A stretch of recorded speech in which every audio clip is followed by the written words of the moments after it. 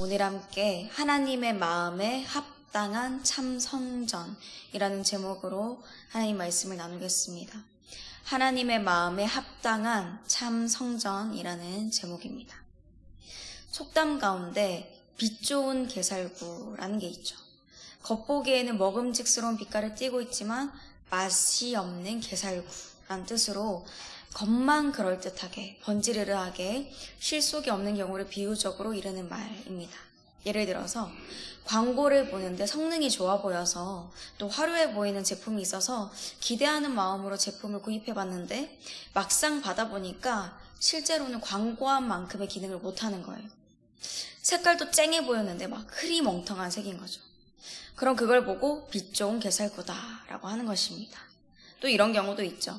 겉으로 볼 때는 굉장히 화려하고 웅장한 건물이 있는데 그래서 감탄을 하고 그 안에 들어가 봤는데 겉만 멋지고 그 안에는 낡은 거예요. 허름한 거죠.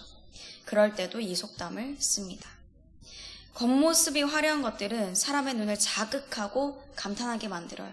그런데 더 중요한 거는 그것의 실제적인 가치입니다. 겉만이 아니라 속도 제대로 되어 있는가 하는 거죠.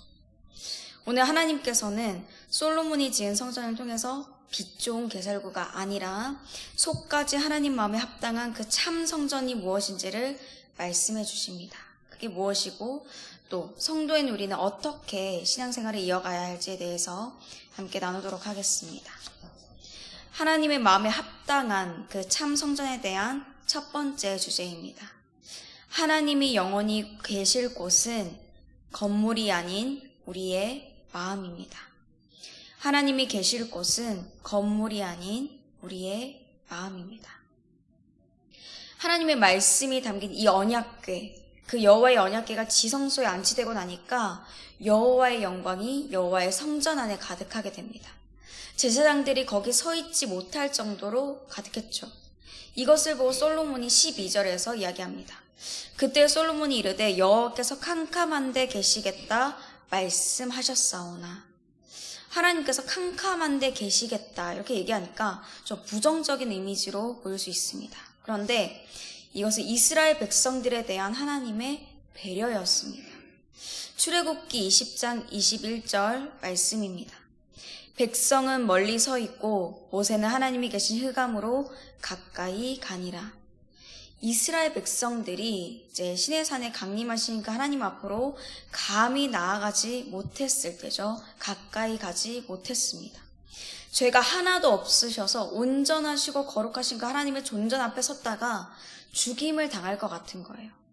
그래서 그 두려워하는 백성들을 생각해 주셔서 하나님이 흑암 가운데 빽빽한 구름 사이에 나타나신 것입니다. 그들을 그렇게 만나주셨어요. 하나님은 거기서 멈추지 않으시고 모세에게 명령하셔서 성막을 짓도록 하셨습니다. 그리고 마침내 성막이 완성되었을 때 성막 가운데 충만한 영광으로 임재해 주셨죠. 그러니까 마찬가지로 여호와 하나님께서는 솔로몬이 지은 그 성전, 그 가운데도 동일하게 임재해 주셨습니다. 그 건물이 녹과 화려한 금으로 지어져서가 아니라 겉모습이 하나님이 계실 만한 화려하게 좋아 보이는 그런 것이라서 오신 게 아니라 스스로 하나님 앞에 설 수 없는 죄인들을 가까이 만나주시기 위해서 임재해 주신 것입니다. 그 영광 앞에서 솔로몬은 이렇게 말하죠. 13절 말씀입니다.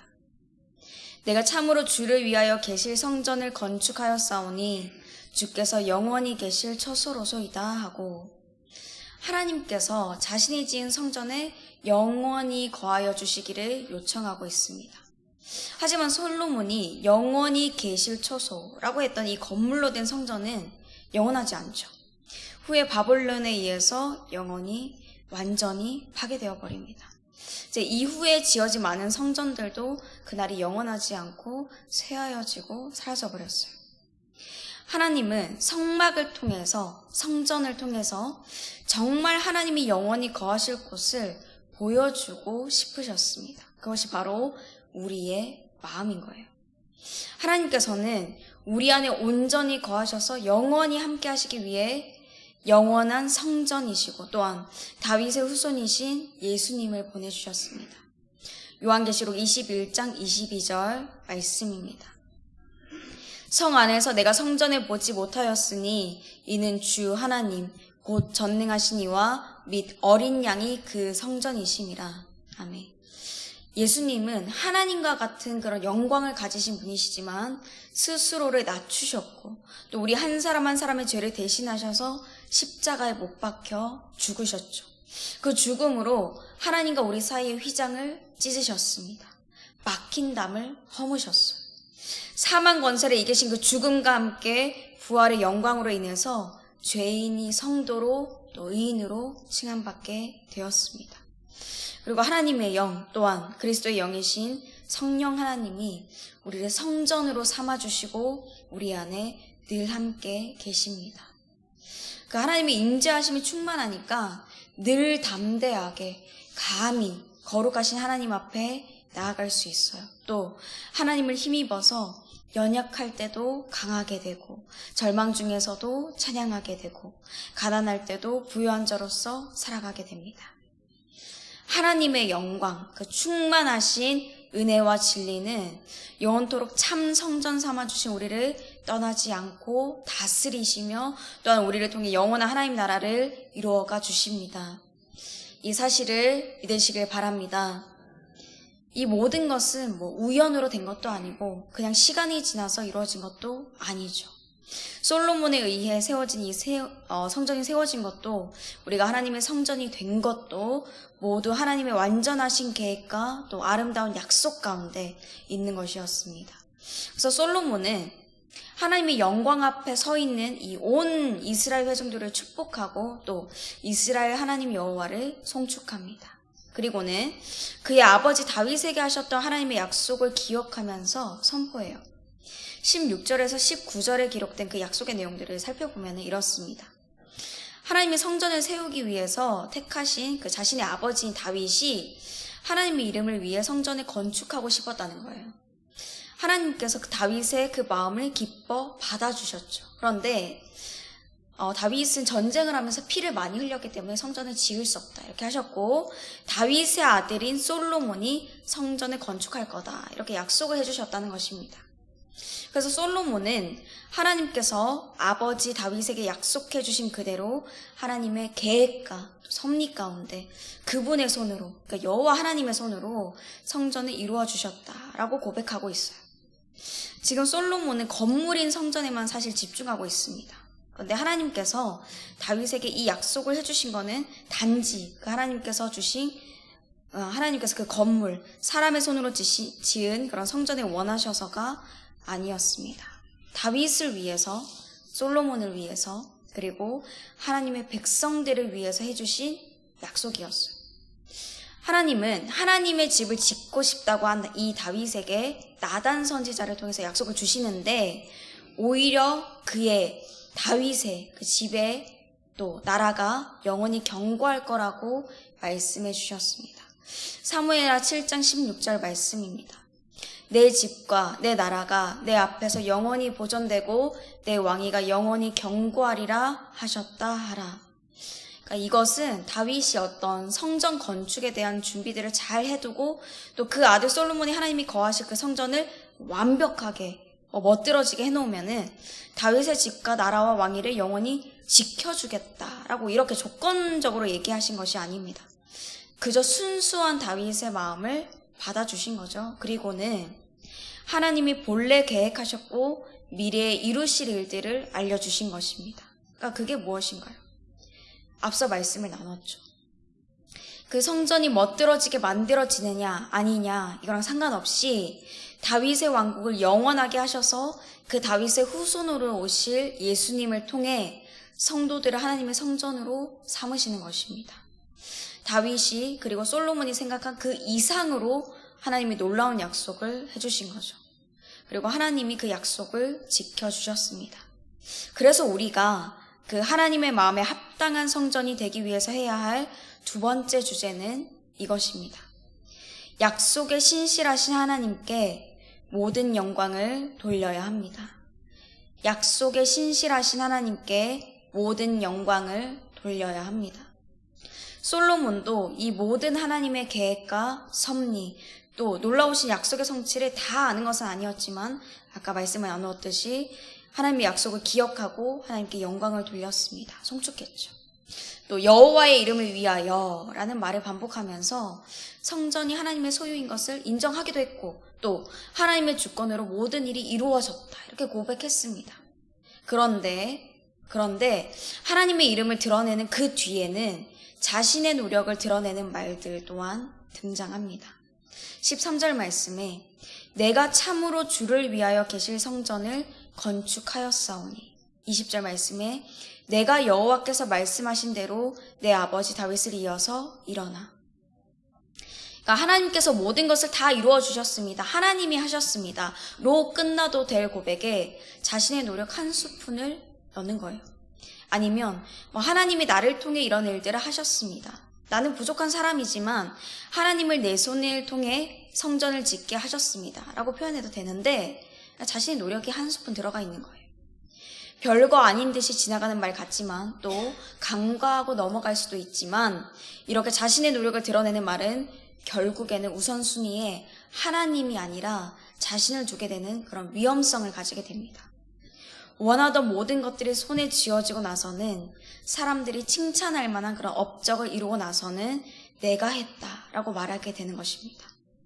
그 어떤 작은 일이든 또 큰 일이든지 간에 성도는 내 공로를 드러내는 게 아니라 하나님께 모든 영광을 돌려야 합니다. 하나님의 은혜와 약속의 성취에 감사하면서 말이죠. 그리고 그것과 함께 하나님이 참 성전으로 세우신 성도는 여호와의 말씀대로 행동해야 합니다. 마지막 세 번째 주제입니다. 여호와의 말씀대로 행동해야 합니다. 말씀을 알고 기억하는 것 그 자체도 정말 너무나 귀하죠. 근데 그것만으로 끝나서는 안 됩니다. 말씀이 삶이 되어서 살아갈 수 있어야 되는 거예요. 하나님은 그분의 백성들이 하나님의 말씀을 듣고 바로 잊어버리는 게 아니라 그 말씀대로 살아가야 한다는 것을 늘 강조해서 말씀해 왔습니다. 하나님께서 십계명을 둘 돌판에 주신 후에 모세를 통해서 이 이스라엘 백성들에게 명령과 규례와 법도를 알려주시면서 이렇게 말씀하세요. 신명기 5장 32절 33절 말씀입니다. 그런즉 너희 하나님 여호와께서 너희에게 명령하신 대로 너희는 삼가 행하여 좌로나 우로나 치우치지 말고 너희 하나님 여호와께서 너희에게 명령하신 모든 도를 행하라. 그리하면 너희가 살 것이요 복이 너희에게 있을 것이며 너희가 차지한 땅에서 너희의 날이 길리라. 아멘. 이 말씀대로 솔로몬도 하나님의 약속을 기억해서 언약궤를 넣을 처소를 성전 안에 설치했습니다. 21절 말씀입니다. 내가 또 그곳에 우리 조상들을 애굽 땅에서 인도하여 내실 때에 그들과 세우신 바 여호와의 언약을 넣은 궤를 위하여 한 처소를 설치하였노라. 그러니까 그만큼 솔로몬이 하나님의 약속을 알고 기억하고 있고 하나님의 말씀이 얼마나 귀한지 알고 있다는 거죠. 그리고 혹시나 이 아들 솔로몬이 하나님 말씀 안에 거하고 그 말씀을 행하며 살아가는 것을 잊어버리면서 살아갈까봐 그의 아버지 다윗도 솔로몬에게 강조해서 이야기했던 적이 많습니다. 그 중에서 역대상 28장 9절 말씀입니다. 내 아들 솔로몬아, 너는 내 아버지의 하나님을 알고 온전한 마음과 기쁜 뜻으로 섬길지어다. 여호와께서는 모든 마음을 감찰하사 모든 의도를 아시나니 내가 만일 그를 찾으면 만날 것이요 만일 내가 그를 버리면 그가 너를 영원히 버리시리라. 솔로몬이 언약궤를 그리고 그보다도 그 안에 담긴 하나님의 말씀을 귀하게 여긴 건 참 잘한 거죠. 하지만 그 후에 말씀을 잊고 내 맘대로 살아간다면 그것 또한 잘한 거라고 할 수 있을까요? 아니죠. 이것은 하나님의 말씀을 귀하게 여긴다고 하면서도 집에 성경책을 모셔다 두기만 하고 안 읽고 또 읽었다고 해도 말씀과 반대되는 삶을 사는 것과 같은 것입니다. 여전히 하나님의 말씀을 잘 지키고 있고 귀하게 여기고 있다라고 할 수 없죠. 정말 하나님의 말씀을 귀하게 여긴다면, 내가 정말 하나님의 마음에 합당한 그런 성전이라면, 그리고 그렇게 살아가고 싶다면 오늘 우리가 하루를 살아갈 때 진리의 말씀에서 좌우로 치우치지 않도록 유의하고 내 뜻이 아니라 하나님의 말씀대로 행동할 수 있어야 합니다. 하나님은 하나님을 사랑하고 이웃을 사랑하라고 하셨지. 알고 있다. 근데 저 사람이랑 나는 안 맞으니까 나는 안 사랑할 거야. 또 하나님은 멈추라고 하셨지만 나는 빨리 가고 싶으니까 그냥 갈 거야 라고 하면서 청개구리처럼 또 겉만 그리스도인인 척하면 안 된다는 것입니다. 그러면은 하나님의 마음에 합당한 성전이 아니라 빛 좋은 게살구가 되는 것입니다. 하나님은 우리가 빛 좋은 게살구가 아니라 속까지 하나님의 마음에 합당한 참 성전이 되길 원하십니다. 그러므로 겉만이 아니라 하나님이 기뻐하시는 그런 아름다운 성전이 되기 위해서 첫째, 우리가 말씀을 나누었죠.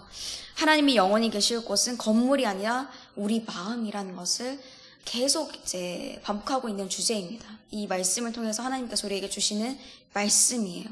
그렇기 때문에 건물이 아니라 하나님이 우리 마음 가운데 계시는구나, 이것을 알아야 합니다. 둘째로 약속에 신실하신 하나님께 모든 영광을 돌려야 합니다. 아주 작은 것도 내 공로로 돌려서는 안 된다는 것입니다. 마지막 세 번째로 여호와의 말씀대로 행동해야 합니다. 머리로 아는 것으로만 끝나서는 안 된다는 것입니다. 이 말씀을 마음에 새겨서 정말 하나님이 기뻐하시는 그 참 성전의 모습, 예수 그리스도를 닮아가고 아름답게 세워져 나가는 저와 여러분이 되시기를 주님의 이름으로 축복합니다. 함께 말씀을 생각하시면서 찬송가 266장 부르시겠습니다.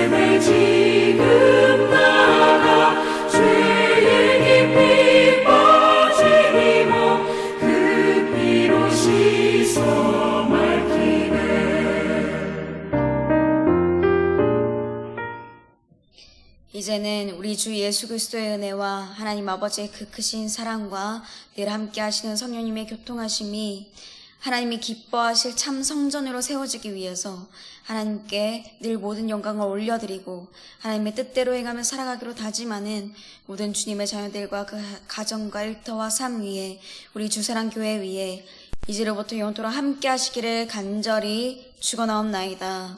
아멘.